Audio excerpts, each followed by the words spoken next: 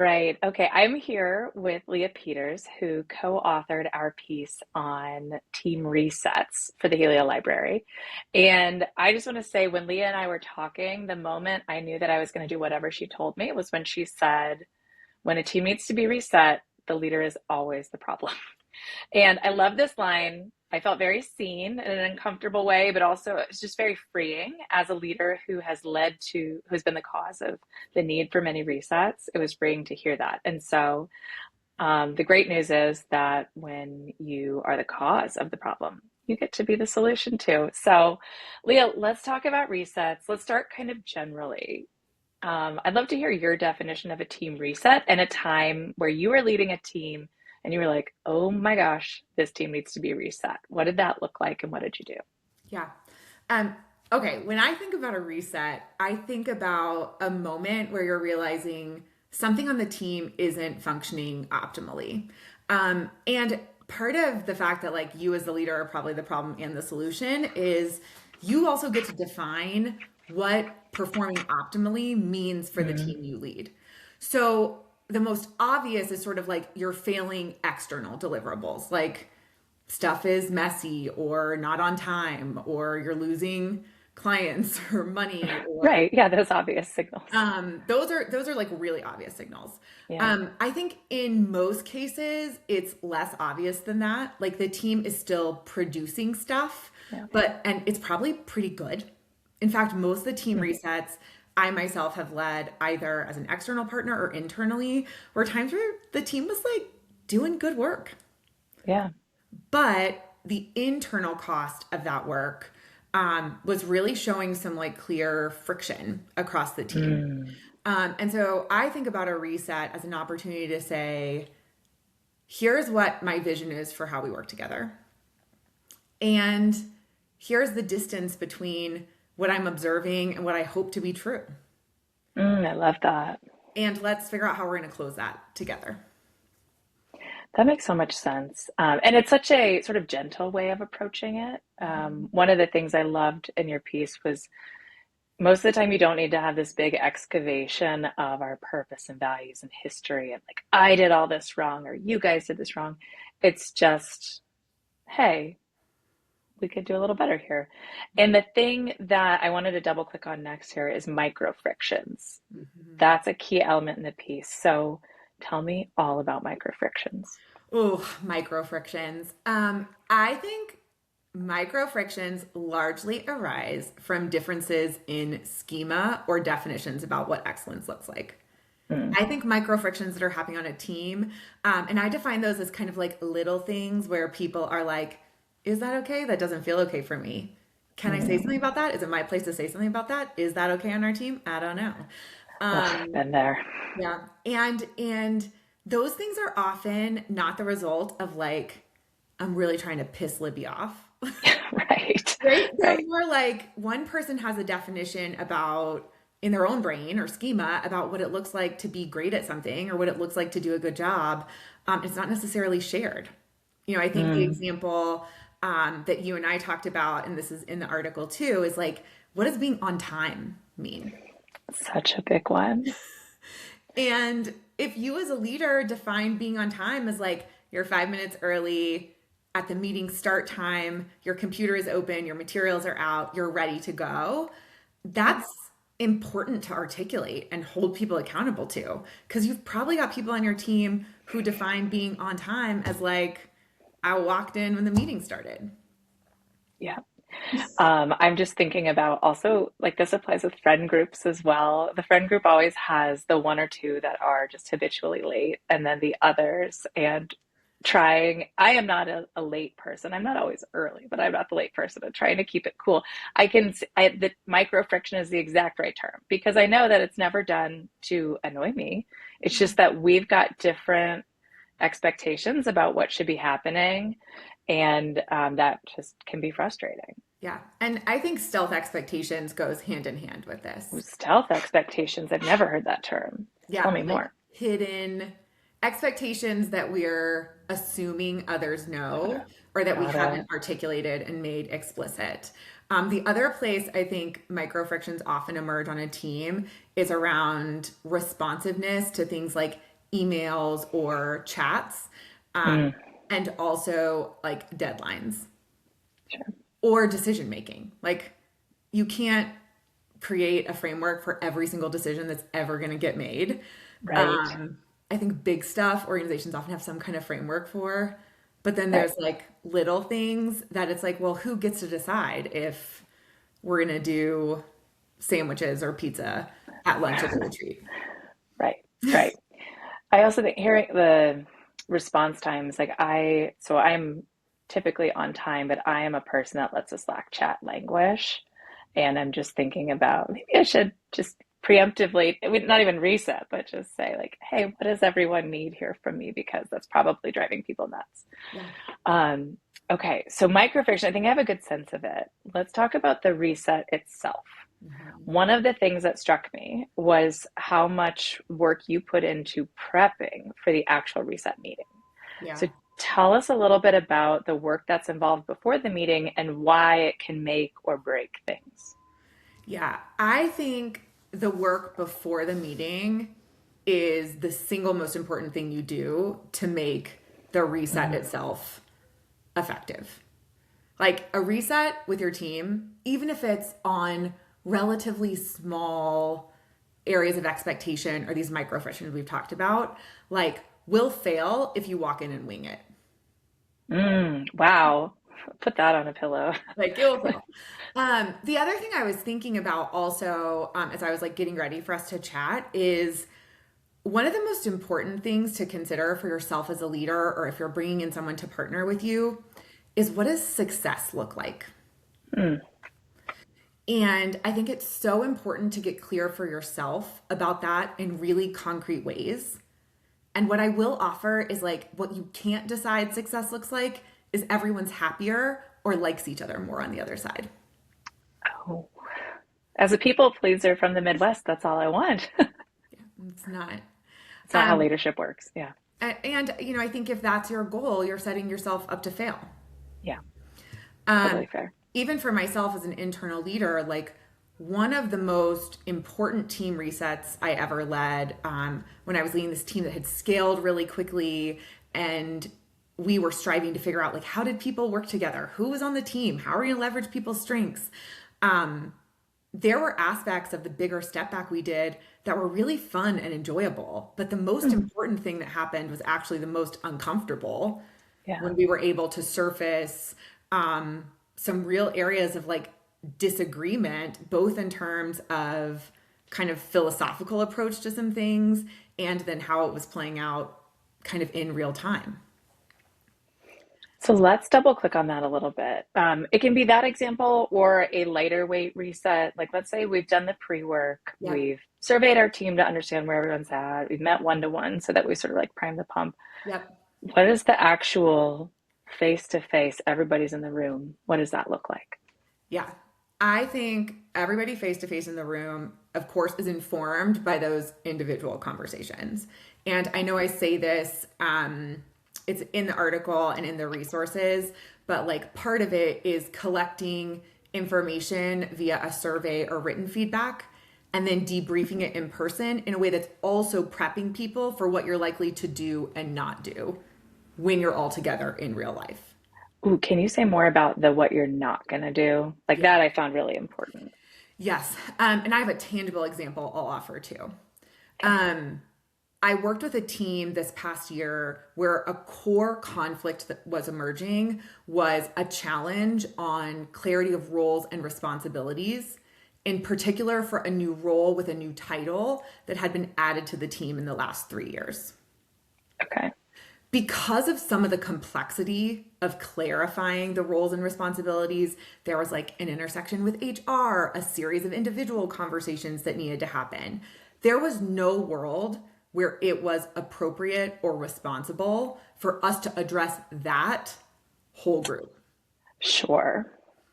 Yeah. But everyone brought it up as a pain point. So Mm, when we met with people one on one, it was really important for us to say, totally heard. yeah. Here are some of the steps we're taking in the background. And that shifted obviously depending on whether like it was your role that we were needing to really deal with, Right. or like the intersection with it. Here's the timeline you can expect us to provide an update on that. But when we all come together, we're not touching this.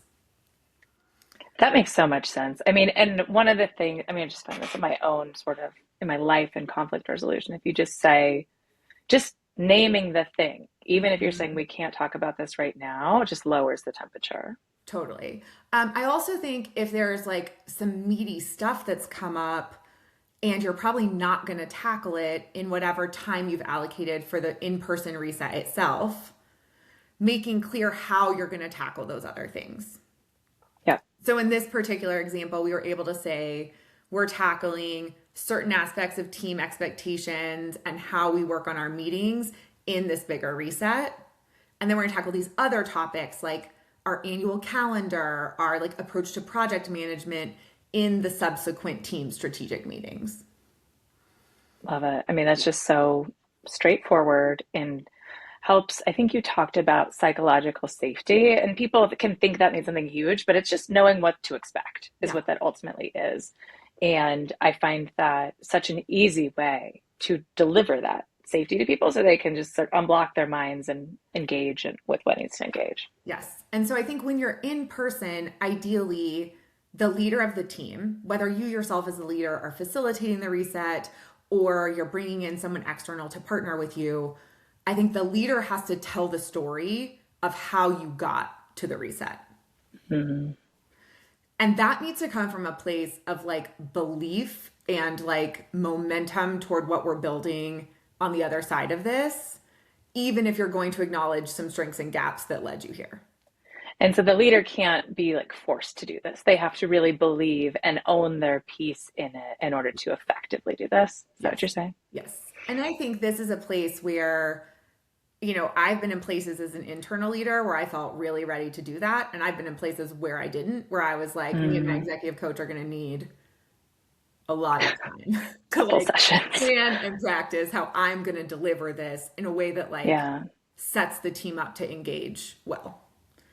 got it. And then I think that's also where you can acknowledge here's what we're going to do today, and here's what we're not, and here's how we're going to move the work forward. I also find, again, whether I'm facilitating, as an external partner or internally, being able to say to folks, we've got three things we're going to try to tackle today. If we start on this first one that's most important and it takes the whole day, that's going to be okay. Mm, love that. Yeah. Again, just more psychological safety. Yes. It's such a big word for like just such a thing that shouldn't be too hard to do once you understand. Yeah. So let's say you set the table, you're the leader, you've named your place in it, you've set people's expectation of what's going to be covered. Hmm. Can you give us an example of how, whether it's the people aren't showing up on time to meetings or there's different schemas of it, Yeah. like how would you go about like sort of directly naming the micro friction Hmm. and working through, like how do we get to the other side? Yeah. Um, I think there are a couple of approaches to this, but they all follow a basic framework. Okay. And I think that is for the leader, and again, I think this is actually true whether you have an external partner or not. There's space for the leader to say, I want to start with an opportunity to clarify my expectations, Mm, get your input both about those expectations and what support might look like to meet them. And then I will make a final decision about those expectations within 24 hours. Or I will share that at the next strategic meeting that we have next week. But I think giving yourself some space to both take a stance mm. and then hear from the team about the stance that you've taken. Interesting. Okay, so you've built your stance through all of your prep work, Yes. right? So that wasn't done in a vacuum. And then you let people react to it and then give Yes. yourself time to Mhm. come back. So This is brilliant. part of like how I've executed this is saying, here are the themes that we heard. And typically you want to give people some kind of pre-read too, but you're also just Sure. reinforcing it, in a human way in real life. Yeah. Um, and then saying, as a result of this, like I haven't made these explicit. And where I have, Mm, I have the, as the leader, have not been consistent in holding folks accountable and like maintaining this bar. Yeah, So I want to share with you and I don't think it can be like 20 expectations. Like sure. the things that emerge are timeliness, response time, and meeting deadlines. Yeah. So I've put forth some expectations on those. Let's everyone like take a moment to review them. I think you can do different protocols, like a ladder of feedback protocol is one I really like to go to, Mm. which is fairly simple. It's like share strengths or values of what we've put forth, capture questions, share your concerns, and then what are suggestions or ideas you have for how we make this even better. So the question coming to mind right now, well, first I was like, where was Leah in 2018 when I needed her at Whetstone? And then the subtext of that is this is straightforward. Now we've got Leah's magic formula. Thank you for writing this article and sharing your wisdom. But like, why is this so hard for most leaders? Why isn't this natural? I mean, I can speak to my own lived experience and then with the many leaders that I have supported either in an executive coaching capacity or like side by side in a reset. Um, it is really uncomfortable for people often because they have not fully settled into their own power as leader of the team Hmm. to say explicitly, this is my expectation. Because on the flip side of that, you then have to be willing to tell people you are not meeting this expectation. Yeah. And I think that fear of people saying, I don't agree with this expectation, or the fear of someone saying, well, I'm not going to do that. Yeah. Right. What do you do then? Are you prepared to Yeah, fire someone? and that I actually find is probably the single biggest place that folks are like, I don't feel totally equipped to deal with this. Like, I don't know what I'm going to do Hmm. if someone continues to be late. I don't Right. know what I'm going to do if someone says I don't agree. And I think that fear holds people back. And it holds people back from sharing the expectations publicly um, because they're afraid they won't be able to follow through. Well, that leads nicely into our last question, which is about follow through. Yeah. So I loved how you said the reset doesn't end when the meeting ends. It ends when the new expectation is like held people are held accountable to it ongoing. So how do you help people through that fear? Like, what if the person shows up late next time? Do I fire them on the spot? Like, what do I do? Hopefully not. Um, I mean, I would not recommend firing someone on the spot unless you have really cleared that with your HR and legal teams. Fair Um, enough. Great and disclaimer. but don't fire people unless you talk to legal about it. I do think it's important to prepare yourself and to prepare folks who you already know are struggling to meet that expectation Mm-hmm. before you actually have to do that. And so something I spend a lot of time doing is like, let's like write the script. Let's like talk through. Now, do I think you should read your script? I think if you can make it more natural for yourself, great. And I Sure. think if you need to read it, like it's always okay. I know people get so uncomfortable scripting. Mm. But I always tell folks like being prepared, like being well prepared is actually a sign of like respect and care. Oh, wow. And you can tell someone like, hey, I prepared what I wanted to say in this situation because it's really important to me to get it right. That is such a great frame. I'm a scripter, and that's a great frame because I always feel a little cheesy reading my script. Yes, I think everyone does. But I think there's Yeah. a like, and that's like true for most people. Like, Yeah. you took the time to script and prep for this because you actually care about it going 'Cause it right, matters. not Yeah. because you're trying to like be weird. Like, yeah, like I think sometimes we're like, oh, they're gonna think I'm weird or it's gonna be robotic. But I think there's a way to say like, I care a lot about getting this right. I care a lot about you. I care a lot about our relationship, and so I've prepared what I want to say. And I might need to look at my notes. And like, Is it weird if I do that with my husband? I also have a partner who's like, please stop using your script with me right now. But I do think like And then if someone says to you, like, ugh, I like, you're such a dweeb, like, why did you prepare? That's a good chance to be like, maybe we don't have the same values and we should I was like, gonna say we're not values aligned there if you're saying that to like me. maybe we should talk about that. Yeah. But I think prepping to be able to say like, hey, the expectation is that you're in the room 5 minutes before, your computer's out, your notebook and materials are ready to go by our 9 a.m. start time. Today, you walked in the room at 9 a.m. That doesn't meet our expectations. Do I say that in front of the whole team?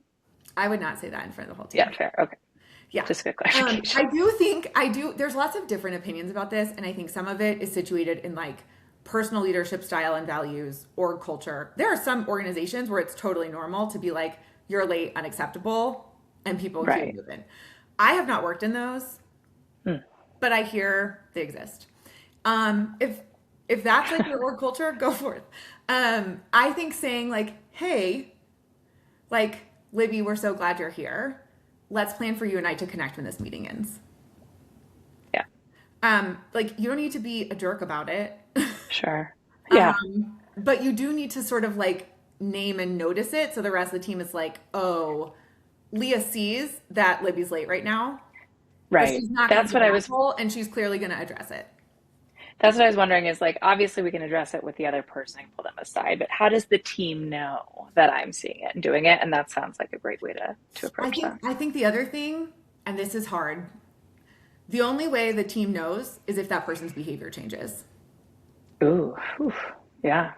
And if their behavior isn't changing, then that's telling you you're not being very effective at that. Yeah. I also think there is an opportunity to support the person who has breached the expectation in acknowledging it with the team, Oh. which I What actually think can be uh, like it feels kind of yucky if you're the team leader to then go back and be like, everyone, I know Libby was late. right. Like that's, I don't, again, if that's like your culture, sure. That's not for me. Sounds like a scary investment You bank. don't want to do that. But I think you could, for example, say, hey, Libby, and like part of my expectation for how we make this right with the team, given that we all committed to these expectations, is that at our next meeting, you acknowledge, like, hey, I know I was late. I'm really working on being on time. Thank you for your grace with me. And like, I'm working to do better. Or you send I a think Slack to the, like, whatever way right. makes sense. Like, Whatever way. but letting that person acknowledge, I missed the mark on this expectation. I'm aware and like, I'm working to make it better. And that's just like an additional facet of accountability. It's not like this is between me and my manager and whether I stay employed. It's like it acknowledges that that lateness impacts your peers and the people depending on you, which is a different and indirect level of accountability. And I think Yeah. that's fantastic. But again, I still think like it's not effective and it will undermine your credibility as a leader if they continue to be late every week and they send an apology Slack. Right. Every week. Yeah, we can't do it that way. Yeah. Um, Leah, it's been amazing learning about team resets from you. Is there any last pearl of wisdom you want to share on team resets? No, I think I shared it all. My biggest is that the goal is not that everyone's happy on the other side. So get as clear as possible about like what behavior change or like decrease in micro friction. You want to see? Yeah. Cool. Leah, thank you so much for sharing this wisdom. I would love to believe I'll never need it in the future. I know I will, and so it's powerful to know where to go looking when I've got a team that needs to be reset. So thank you. Thank you.